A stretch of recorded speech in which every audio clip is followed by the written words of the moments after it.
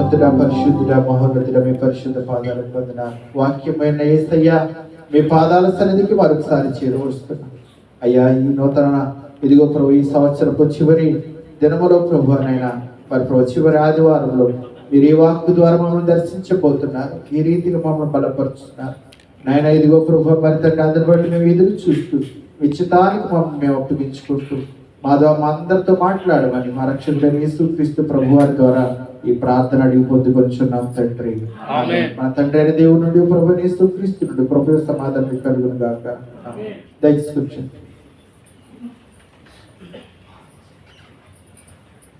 క్రీస్తునందు ప్రియులైన పరిశుద్ధ దేవుని బిడ్డలైన వాళ్ళారా, దేవుని మహాఉచితమైన కృపను బట్టి క్రిస్మస్ తర్వాతి ఆదివారం ఆరాధనలో మనందరం కూడా దేవుని ఆరాధించడానికి దేవుడు కృప చూపించినందుకు దేవాది దేవునికి కూడొచ్చి మీ అందరి పక్షంగా కృతజ్ఞతాస్తులు చెల్లిస్తూ అందరికీ వందనాలండి. అందరికి వందనాలు. మరి దేవుడు గడిచిన కాలం అంతా మనకు తోడే ఉండి మనకు కావలసిన ఆరోగ్యము, ఆయుష్కాలం, పోషణ, మన చుట్టూ సమాధానం అనుగ్రహిస్తున్నందుకు మనము దేవునికి కృతజ్ఞతాస్తుతులు చెల్లింపబద్దులమై ఉన్నాం.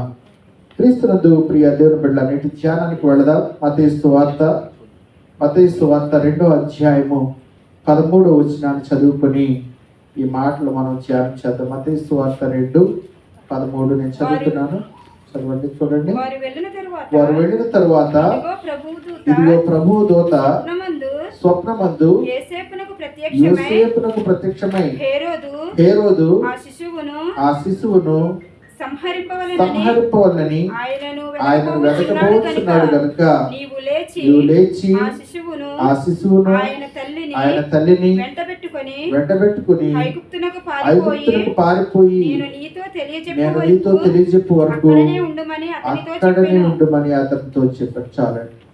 క్రీస్తునందు ప్రియమైన బిడ్డ, నేటి వాక్య భాగపు అంశం దైవ ప్రణాళిక అనే అంశాన్ని మనం లేఖనంలో చూడొచ్చు. దైవ ప్రణాళిక.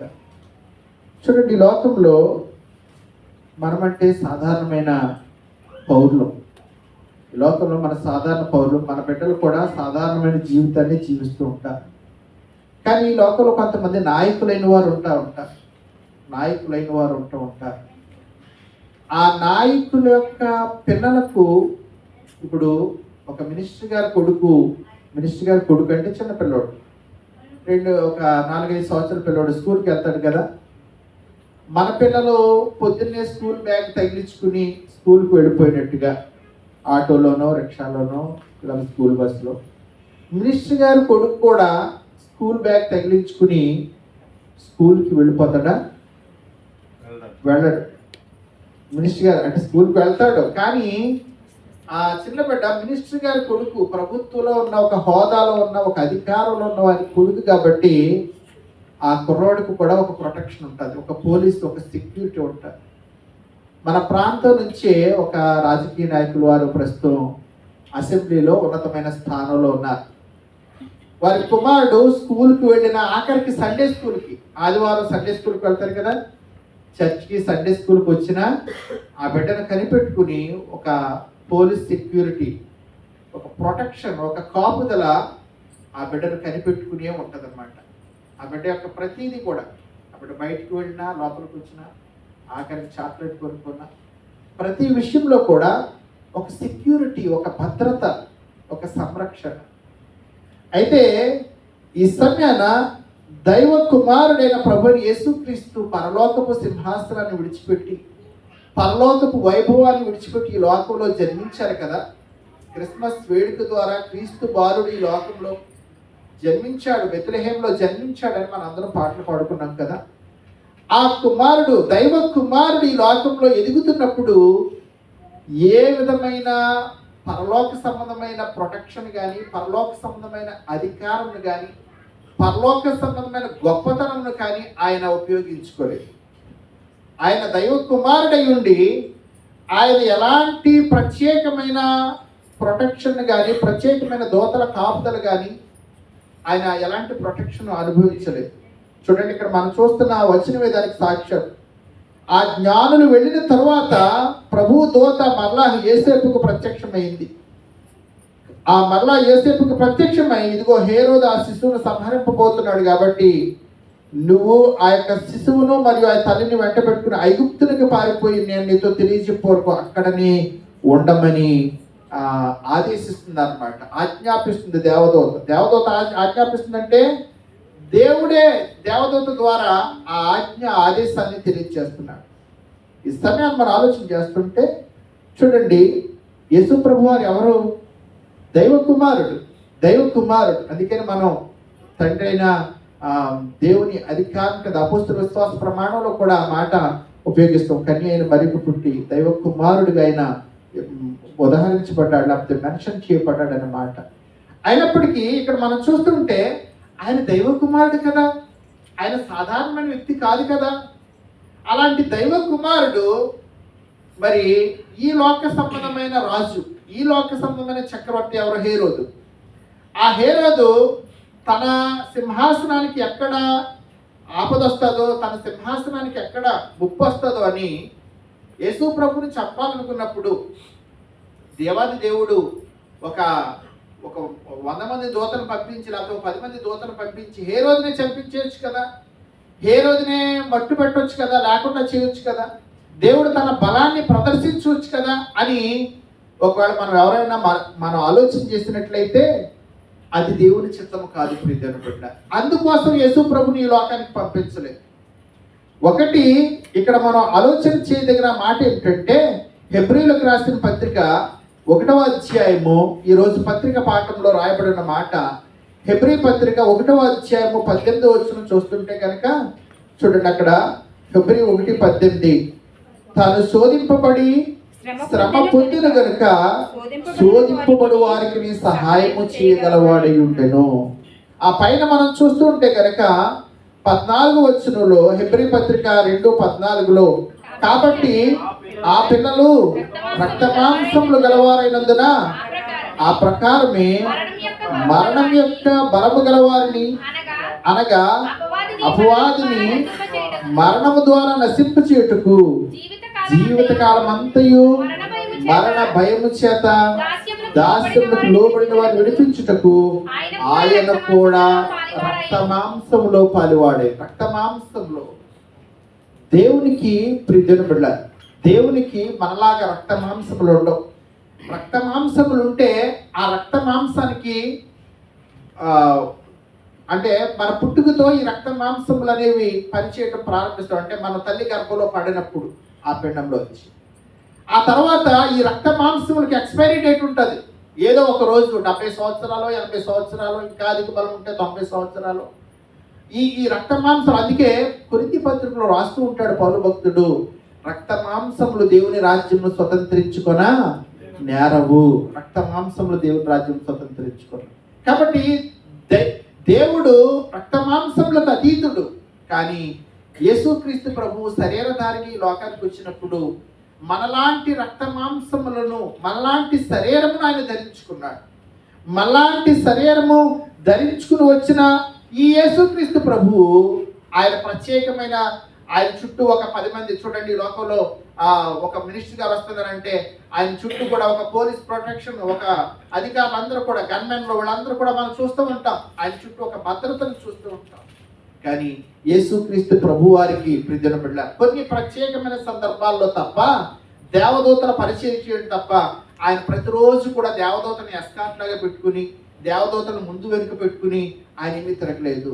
ఈ లోకంలో ఆయన జన్మించినప్పుడు నువ్వు నేను ఎలాంటి సాధారణమైన పరిస్థితులు ఎదుర్కొంటామో, నువ్వు నేను ఎలాంటి, లేకపోతే ఎలాంటి శ్రమలు, ఎలాంటి అవమానాలు, ఎలాంటి శోధనలు, ఎలాంటి ప్రెజర్లు ఎదుర్కొంటామో అలాంటి ప్రెజర్ని ఆయన అనుభవించారు. అలాంటి ప్రెజర్ని ఆయన అనుభవించారు. తద్వారా ప్రియమైన బిడ్డలారా, హేరోదునేమి లేకపోతే అంటే ఆయన సమయం వచ్చినప్పుడు అతను నాశనం అయ్యాడు తప్ప యేసుక్రీస్తు ప్రభు కోసము హేరోదును ప్రత్యేకంగా ఏమి నాశనం చేసే పనిని దేవుడు చేయలేదు. కాబట్టి హేరోదు చంపబోతున్నాడు కాబట్టి ఇదిగో ఈ శిశువును, అప్పటికి యేసు ప్రభు వారి యొక్క ఏజు మేబీ సంవత్సరన్నర అయి ఉండొచ్చు, మొత్తం మీద 2 సంవత్సరాల లోపు.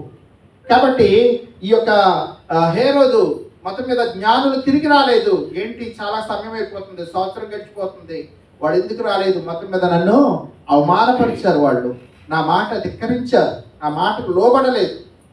కాబట్టి నేను ఉపయోగించవలసిన అధికారం నేను ఉపయోగిస్తాను. నేను ఉపయోగించవలసిన నా చేతిలో ఏదో రాజు తలుచుకుంటే దెబ్బలు కుదువా అని లోకంలో సామెత. కాబట్టి నా అధికారాన్ని నేను ప్రదర్శిస్తాను.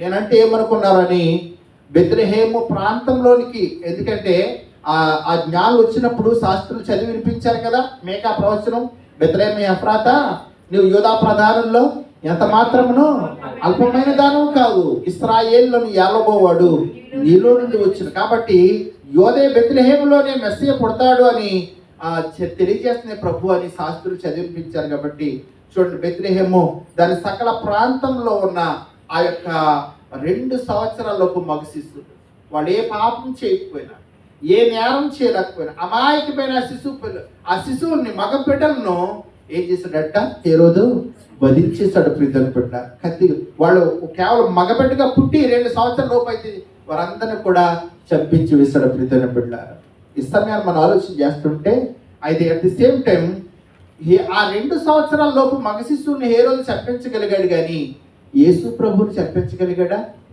యేసు ప్రభువుని చంపించగలిగాడా? తన అధికారాన్ని ఉపయోగించి, తన బలాన్ని ఉపయోగించి చంపించలేకపోయాడు. ప్రీతను బిడ్డ కాబట్టి దేవుడు తప్పించడం ఆయన చిత్తమైతే, ఈ లోక సంబంధమైన అధికారం కానీ, ఈ లోక సంబంధమైన ప్రభుత్వం కానీ, ఈ లోక సంబంధమైన పోలీసులు కానీ ఎవ్వరు కూడా ప్రీతను బిడ్డారా యేసు ప్రభుకి హాని తలపెట్టనట్టే మనకు కూడా హాని తలపెట్టలేదు. వాళ్ళు అనుకోవచ్చు, వీడిని అంతం చేసేయాలి, వీడిని నాశనం చేసేయాలి, వీడి భూమి మీద లేకుండా చేయలేని, కానీ దేవుడే కనుక తప్పిస్తే, అందుకే వాక్యం చెప్తూ ఉంటుంది, దేవుని భయభక్తుల వారి చుట్టూ ఆయన దూత కావలుండి వారిని రక్షించును అని. దేవుని యొక్క దూత కాపుతారు. ఆయన దేవుని యందు భయభక్తులు గలవారిని ఆయన తప్పిస్తాడు, తప్పిస్తాడు. కాబట్టి దేవుడు ముందుగా తన దూతను పంపించి ఐగుప్తుకి బిడ్డను తీసుకుని, తల్లిని తీసుకుని పారిపోమని దేవుడు హెచ్చరిక చేస్తున్నాడు. తద్వారా చూడండి, ఐగుప్తు నుండి నా కుమారుని పిలిచితిని అని ప్రవచనము నెరవేరునట్లు అంటున్నాడు. మనం మత్తయి సువార్త జాగ్రత్తగా చదువుతుంటే, మత్తయి సువార్తలో ఎక్కువగా పాత నిబంధన ప్రవచనాలని మత్తయి సువార్తికుడు పేర్కొంటూ ఉంటాడు. మత్తయి సువార్తికుడు ఎక్కువగా మిగతా సువార్తికుల కంటే పాత నిబంధన ప్రవచనాలని ఉదహరిస్తూ ఉంటాడు అన్నమాట. చూడండి, ఈ మాట ఎక్కడదో మనకి హోషేయ గ్రంథం 11వ అధ్యాయము 1వ వచనంలో హోషేయ ప్రవక్త ఎలాగ ప్రవచించారు. ఈ మాట ఎక్కడదంటే హోషేయ గ్రంథంలో ఉన్నదన్నమాట. హోషేయ గ్రంథం 11వ అధ్యాయం 1వ వచనం, 750వ పేజీ. ఇశ్రాయేలు బాలుడై ఉండగా నేను అతని యెడల ప్రేమ కలిగి నా కుమారుని ఐగుప్తు దేశంలో నుండి పిలిచితిని. నేను అతని యెడల ప్రేమ కలిగి, ఇశ్రాయేలు బాలుడై ఉండగా నేను అతని యెడల ప్రేమ కలిగి నా కుమారుని ఐగుప్తు దేశంలో నుండి పిలిచితిని. క్రీస్తునందు ప్రియమైన బిడ్డ, చూడండి, పాత నిబంధన కాలం నుంచి బైబిల్ మనం చూస్తుంటే అబ్రహాము జీవితానికి, యూదులకు మూల పురుషుడు అబ్రహాము జీవితంలో కరువు వచ్చింది. ప్రారంభంలోనే 12వ అధ్యాయంలోనే కరువు వచ్చినప్పుడు వెంటనే ఎక్కడికి వెళ్ళి తలదాచుకున్నాడు? ఎక్కడికి వెళ్ళాడంటే ఐగుప్తుకి వలస వెళ్ళాడు. ప్రియమైన బిడ్డ, ఐగుప్తుకి వలస వెళ్ళాడు. ఐగుప్తులోంచే హాగరు తన ఇంట్లో స్లేవ్గా లేకపోతే బానిసగా వచ్చింది. పాత నిబంధన కాలంలో మనం చూస్తుంటే ఈ యొక్క యోసేపు కూడా ఐగుప్తుకి అమ్మివేయబడ్డాడు. ఆ యొక్క యోసేపును బట్టి ఇశ్రాయేలు అందరూ కూడా ఐగుప్తుకి వలస వెళ్ళారు.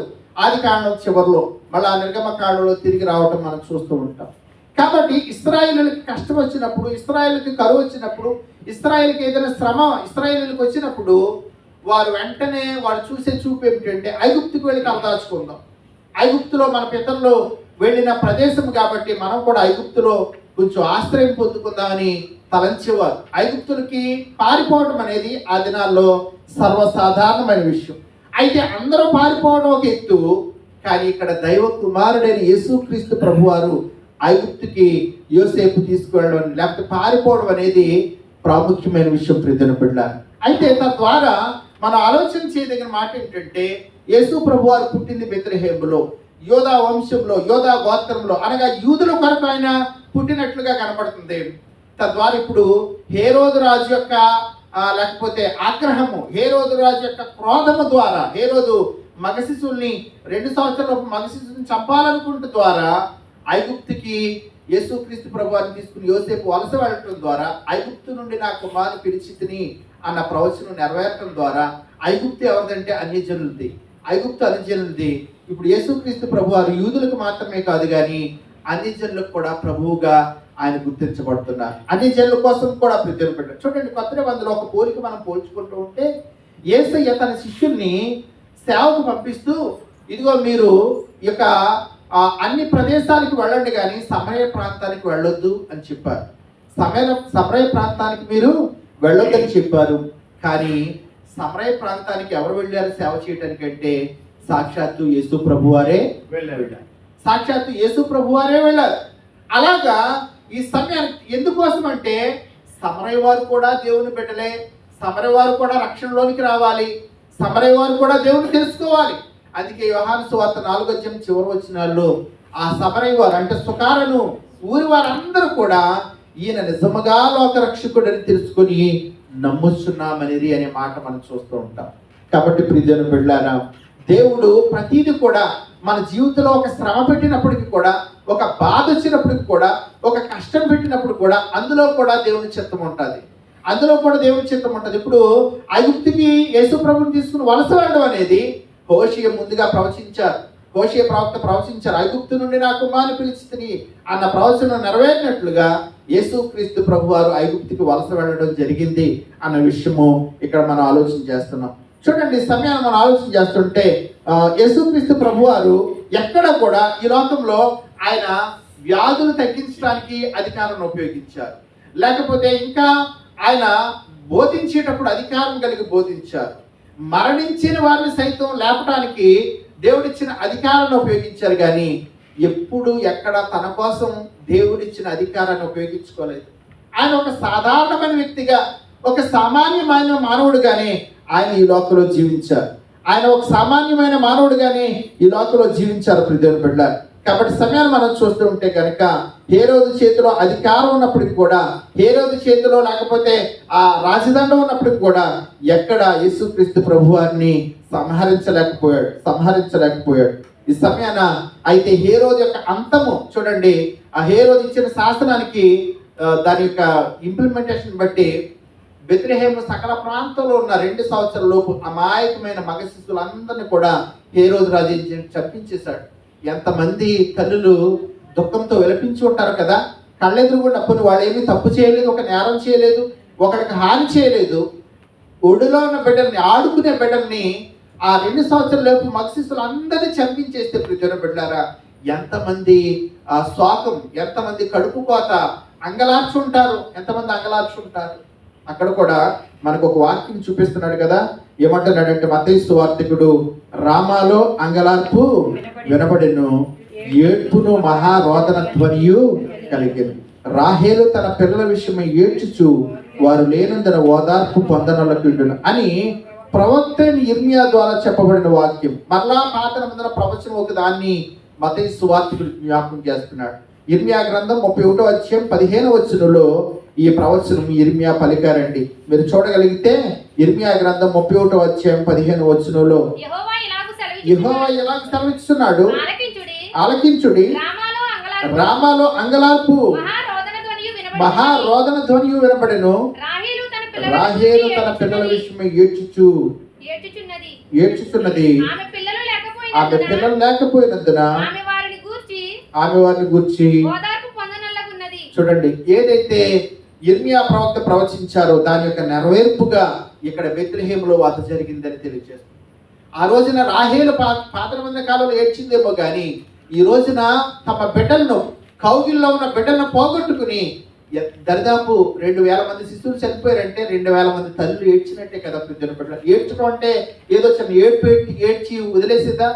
కళ్ళ ముందు కనిపెంచుకున్న బిడ్డలు చనిపోయారంటే ఎంత కడుపు కోత, ఎంత గర్భశోకం అది. అయితేనంట చూడండి, చనిపోయిన ఈ చిన్నారి బిడ్డలందరూ కూడా, ఈ చనిపోయిన యేసుక్రీస్తు ప్రభు యొక్క ఆ యొక్క పుట్టాడు కాబట్టి ఆయన చంపేయాలని ఆ హేరోదు చేసిన ప్రయత్నంలో చనిపోయిన ఈ చిన్నారి శిశువులందరూ కూడా పరలోకంలో దేవుని స్తుతిస్తూ దేవునికి స్తోత్ర గీతాలు పాడుతుంటే, మహిమ గీతాలు పాడారంట. మరలా ఒక బైబిల్ డిక్షనరీలో చెప్తూ ఉంటాడు, సంవత్సరం తిరగకుండా ఆ తల్లులందరికీ దేవుడు గర్భఫలం ఇచ్చారంట. ఇప్పుడు దేవుని బిడ్డలారా, దేవుడు గర్భఫలం ఇచ్చారంట. వారి యొక్క కన్నీటిని ఆ రీతిగా తుడిచాడేమో అని మనం భావించాలి. అయితే హేరోదు మాత్రం అపోస్తుల కార్యముల గ్రంథం 12వ అధ్యాయంలో ఈ శాసనం ఇచ్చిన హేరోదు పురుగులు పడి చనిపోయినట్లుగా వాక్యం చెబుతుంది. ప్రియమైన బిడ్డ, పురుగులు విడిచి అతను చనిపోయినట్లుగా అతను తీసుకున్న నిర్ణయాలు, అతని యొక్క అహంకారం, అతని యొక్క గర్వాన్ని బట్టి ప్రియమైన బిడ్డలారా దేవుడు పురుగులు పట్టి చనిపోయే అటువంటి శిక్షను అతనికి హేరోదుకు విధించినట్లుగా మనం చూస్తున్నాం. ఇంకా మనం క్రిందికి వెళ్తుంటేనండి చూడండి 19వ వచనం నుంచి నేను చదువుతున్నాను. హేరోదు చనిపోయిన తర్వాత, మత్తయి సువార్త 2:19, హేరోదు చనిపోయిన తర్వాత ఇదిగో ప్రభుదూత ఐగుప్తులో యోసేపునకు మరలా స్వప్నమందు ప్రత్యక్షమై, నీవు లేచి శిశువును తల్లిని తోడుకొని ఇశ్రాయేలు దేశమునకు వెళ్ళము, శిశువు ప్రాణం తీజూచుండు వారు చనిపోయారని చెప్పినప్పుడు అతను లేచి శిశువును తల్లిని తోడుకుని ఇశ్రాయేలు దేశంలోకి వచ్చారు. అంతేకాదు అప్పటికి చూడండి తర్వాత వచనంలో ఏముందంటే చూడండి, ఈ హేరోదు తన రాజ్యాన్ని 3 భాగాలు చేశాడండి. 3 భాగాలు చేసి ఒక భాగం ఏమో తన పెద్ద కుమారుడైన హేరోదు అర్కెలాయు అనబడిన వ్యక్తికి, లేకపోతే తన యొక్క కుమారుడికి పంచి ఇచ్చాడు. హేరోదు అర్కెలాయుకి అక్కడ రాస్తున్నాడు 22వ వచనంలో. మరొక భాగాన్ని చూస్తుంటే కనుక ఆ హేరోదు అంతిప అనబడిన తన కుమారుడికి అప్పగించాడు. మరొక భాగాన్ని 3వ భాగం ఫిలిప్పు అనబడిన తన 3వ కుమారుడికి అప్పగించాడు. అయితే చూడండి 3 భాగాలు చేశాడు. అప్పటికి హేరోదు తన కుమారుడికి గొడవలు రాకుండా ఒక భాగాన్ని అర్కెలాయికి ఇచ్చాడు, 2వ భాగాన్ని హేరోదు అంతిపుకి ఇచ్చాడు, 3వ భాగాన్ని ఫిలిప్పు అనబడిన తన కుమారుడికి ఇచ్చాడు. హేరోదు అర్కెలాయి అనబడిన వ్యక్తి కూడా తన తండ్రిలాగా దుర్మార్గుడని తెలుసుకుని ఈ యొక్క యోసేపు గారు తన కుమారుడు ప్రభుని యేసుక్రీస్తుని మరీని వెంట పెట్టుకుని ఆ యొక్క ఫిలిప్పు మరి ఆ యొక్క ఏలతన్న లేకపోతే పరిపాలన చేస్తున్న ఈ యొక్క నజరేతు ప్రాంతానికి వచ్చి కాపురం అన్నట్లుగా వాక్యం చెబుతుంది. నజరేతు ప్రాంతానికి వచ్చి కాపురం అన్నట్టు, తద్వారా నజరేతు అన్న మాటకి చిగురు అని అర్థం. ప్రియమైన బిడ్డలారా, నజరేతు అన్న మాటకి చిగురు. చూడండి, ఐగుప్తుకి వలస వెళ్ళిపోవడం అనేది ఐగుప్తు నుండి నా కుమారుని పిలిచితి అన్న ప్రవచనం నెరవేరినట్లు జరిగింది. అలాగే తిరిగి నజరేతుకి రావడం కూడా అక్కడ మిగతా రాజులు దుర్మార్గులు క్రూరులు అవటాన్ని బట్టి నజరేతులో వారు ఆశ్రయం పొందారు.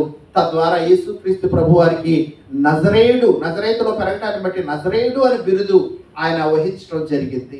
ఈ సమయాన్ని మనం ఆలోచన చేస్తుంటే యేసుక్రీస్తు ప్రభు వారు ఈ భూలోకంలో జన్మించినప్పుడు చూడండి మళ్ళాంటి సాధారణమైన మనుషులు, ఇప్పుడు క్రైస్తవుల మీద హింస జరుగుతుంది, లేకపోతే ఒక్కొక్కసారి ఊర్లో దొమ్మిలు జరుగుతూ ఉంటాయి, కొట్లాటలు జరుగుతూ ఉంటాయి. అప్పుడు ఏం చేస్తామంటే, బాబు ఈ ఊర్లో చాలా రక్తపాతం జరుగుతుంది, హింస జరుగుతుంది, ప్రాణాలకి భద్రత లేదు, కాబట్టి వేరే ఊరు వలస వెళ్ళిపోదాం, వేరే ప్రాంతానికి వలస వెళ్ళిపోదాం అని మనం బ్రతుకు జీవుడు అంటూ వేరే ప్రాంతానికి వలస వెళ్ళిపోతూ ఉంటాం. సామాన్యులు కాబట్టి ప్రీతిన బిడ్డ ప్రాణ భయంతో, ప్రాణ భీతితో, ఏదో మన ప్రాణంతో ఉంటే ఎక్కడైనా బ్రతకొచ్చు అనే ఆశ. కానీ దైవ కుమారుడిగా ఈ లోకానికి యేసుక్రీస్తు ప్రభు వారు వచ్చినప్పుడు ఆయన తన ప్రత్యేకమైన అధికారమో, ప్రత్యేకమైన బలమో, లేకపోతే ప్రత్యేకమైన ప్రొటెక్షన్ ఆయన కలిగి ఉండలేదు. కానీ ఒక సామాన్యుడు ఏ రీతిగా అయితే తలదాచుకోవడానికి వేరే ప్రాంతానికి వెళ్ళిపోతాడు, వలస వెళ్తాడో, ఆ రీతిగా ఆయన కూడా వలస వెళ్ళి మరలా పరిస్థితులు కుదిరిపడ్డ తర్వాత నజరేతుకు వచ్చి కాపురమన్నట్లుగా వాక్యం చెబుతుంది. తద్వారా ప్రియమైన బిడ్డలారా, దేవుడు మానవునికి కలిగే శ్రమ అంతట్లో కూడా తాను సంయుక్తపరుచుకున్నాడు. మనుషులకి ఎలాంటి శ్రమలు కలుగుతాయో, ఎలాంటి బాధలు కలుగుతాయి. ఒకవేళ మీకు సందేహం రావచ్చు, అదేంటంటే ఆయన దేవుడు కదా, ఆయన ప్రత్యేకంగా ఉండాలి కదా, ఆయన ఉన్నతమైన వాడు కదా, ఆయన దేవదూతల కాపుతలు ఉండాలి కదా, ఎందుకు అలా చేశాడంటే ప్రియమైన బిడ్డలారా చూడండి, ఒకవేళ ఈ శ్రమ, ఇలాంటి పెయిన్, ఇలాంటి ముళ్ళే కనుక ఆయన అనుభవించకపోతే, ఒక రోజు మనం చనిపోయిన తర్వాత దేవుని దగ్గరికి వెళ్తాం కదా, దేవుని దగ్గరికి వెళ్ళినప్పుడు నువ్వు ఎందుకు బాబు అంత పాపలో జీవించావు, పాపంలో లేకపోతే నువ్వు ఎందుకు పట్టబడుతుంటావు, అనేక సార్లు నీ యొక్క అలవాట్లు ఎందుకు మానుకోలేకపోతున్నాను దేవుడు అడిగితే, దేవా ఈ లోకంలో ఎన్ని రకాల టెంప్టేషన్స్ ఉన్నాయో, ఎన్ని రకాల ఆకర్షణలు ఉన్నాయో, ఎన్ని రకాల ఒత్తిళ్ళు ఉన్నాయో, ఎన్ని రకాల నా మీద లేకపోతే పనిచేసాయో నీకేం తెలుసు, మనిషిగా పుడితే తెలిసి ఉండేదని మనుషుడు ప్రశ్నించే అవకాశం ఉంది. కాబట్టి ఆ అవకాశం లేకుండా మన జీవితంలో ఎలాంటి బాధలు, శ్రమలు కలుగుతాయో అవన్నీ యేసుక్రీస్తు ప్రభు తన శరీరం ద్వారా వహించి నెరవేర్చి వాటన్నిటిలో కూడా పాపము లేని పరిశుద్ధుడిగా, నీతిమంతుడిగా ఈ లోకంలో జీవించాడు ప్రియమైన బిడ్డలారా. కాబట్టి ఈ సమయాన మనం ఆలోచన చేస్తుంటే కనుక మనలాంటి స్వభావం ధరించుకున్నాడు. ఇదంతా దైవ ప్రణాళిక. కాబట్టి మన జీవితంలో ఎదురుతున్న బాధల్లో కూడా ప్రీతిని మనం ఎంత మాత్రము అయ్యో నాకేంటి ఈ శ్రమ, నాకేంటి కష్టం, నాకేంటి బాధ, యేసుక్రీస్తు ప్రభు వారే తను పొందిన శ్రమలన్నింటి ద్వారా వాటిని ధైర్యంగా ఎదుర్కొని జయించారు. అలాగే మనము కూడా మనకు కలుగుతున్న శ్రమల్లో, శోధనలో, నిందల్లో జయ జీవితంను కలిగి విశ్వాసం కట్టి దాన్ని కొనసాగించువాడైన ఆయన వైపు చూస్తూ మన ముందు ఉంచబడిన పరుగు పందెంలో కూడా ఓపికతో పరిగెత్తడానికి పరిశుద్ధాత్మ దేవుడు మనందరికీ సహాయం చేసి నడిపించును గాక. ఆమేన్. సమస్త జ్ఞానకు మించిన దేవుడి సమాధానము యేసుక్రీస్తు అన్న మీ హృదయంకు సదా తోడై నడిపించును గాక.